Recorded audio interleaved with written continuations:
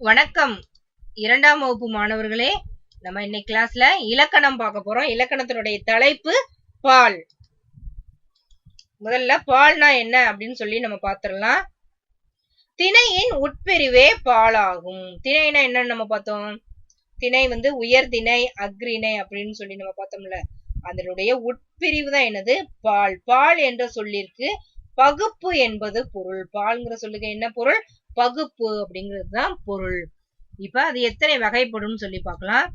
பால் 5 வகைப்படும். அவை ஆண்பால், பெண்பால், பலர்பால், ஒன்றன்பால், பலவின்பால். பால் 5 வகைப்படும். அவை ஆண்பால், பெண்பால், பலர்பால், ஒன்றன்பால், பலவின்பால்.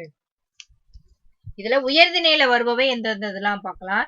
உயர்திணையில் வருபவை ஆண்பால், பெண்பால், பலர்பால். உயர்திணையில வர பால் என்னது? ஆண்பால், பெண்பால், பலர்பால். அக்ரிணையில வருபவை எவை? ஒன்றன்பாலும் பலவின்பாலும். அக்ரிணைனா என்னது? மரங்கள், செடி, விலங்குகள், பறவைகள், இதெல்லாம் என்னது? அக்ரிணையில வரும். சரிங்களா? இதை ஒரு எடுத்துக்காட்டுகள் மூலமா பார்க்கலாம்.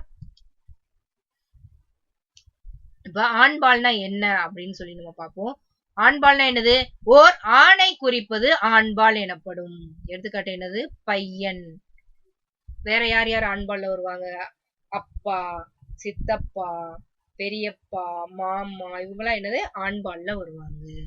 அடுத்தது பெண்பால். ஓர் பெண்ணை குறிப்பது பெண்பால் எனப்படும். இங்க என்ன இருக்கு? குழந்தை இருக்கு. இது ஒரு பெண் குழந்தை. அதனால இது ஒரு பெண்ணை குறிப்பது பெண்பால். வேற யார் யார் வருவாங்க? தோழி, மாணவி, பாட்டி, இவங்கெல்லாம் பெண்பால்ல வருவாங்க.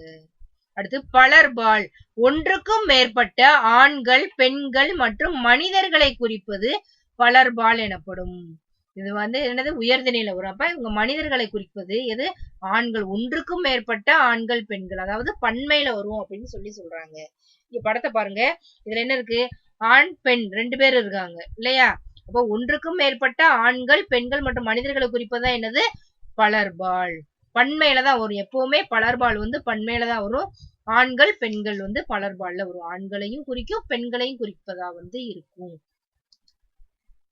அடுத்து ஒன்றன்பால். அக்ரிணையில் ஏதேனும் ஒன்றை மட்டும் குறிப்பது ஒன்றன்பால் ஆகும். பாருங்க, நாய், ஒரே ஒரு நாய் மட்டும்தான் இருக்கு. இது என்னது? அக்ரிணை. இங்க என்னது? குதிரை, ஒரே ஒரு குதிரை மட்டும்தான் இருக்கு. இது அக்ரிணை. ஒன்றன்பால் என்னது? அக்ரிணையில ஏதேனும் ஒன்றை மட்டும் குறிப்பதா என்னது? ஒன்றன்பால். அடுத்து பலவின்பால். அக்ரிணையில ஒன்றுக்கு மேற்பட்ட எண்ணிக்கையில் வருபவைதான் என்னது? பலவின்பால். ஒன்றுக்கு மேற்பட்ட எண்ணிக்கை என்னது? இங்க பாருங்க, 2 நாய் இருக்கு. அப்ப நம்ம என்ன சொல்லுவோம்? நாய்கள் அப்படின்னு சொல்லுவோம். இங்க 2 குதிரை இருக்கு. அப்ப நம்ம என்ன சொல்லுவோம்? குதிரைகள் அப்படின்னு சொல்லுவோம். இதே மாதிரி அக்ரிணையில ஒன்றுக்கு மேற்பட்ட, அதாவது பன்மையில வர்றதா என்னது? பலவின்பால். அக்ரிணையில பன்மையில வர்றதுதான் பலவின்பால். சரிங்களா? இப்ப பின்வரும் சொற்களில் ஆண்பால், பெண்பால், பலர்பாலை எடுத்து சரியான கட்டங்களில் நிரப்புக.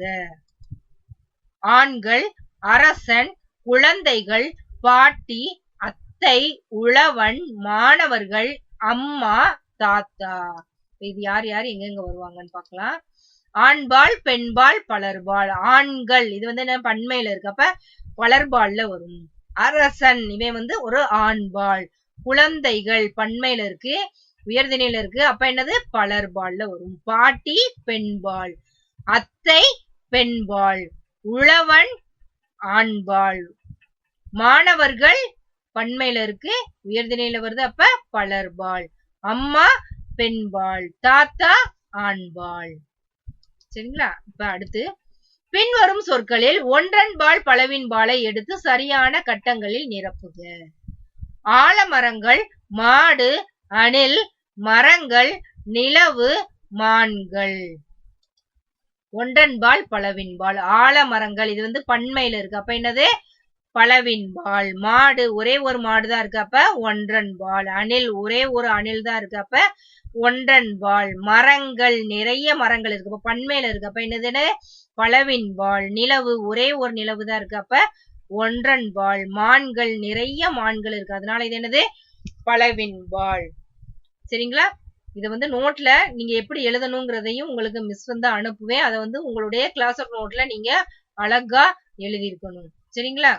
இன்னைக்கு கிளாஸ் இதோட முடியுது. நன்றி மாணவர்களே.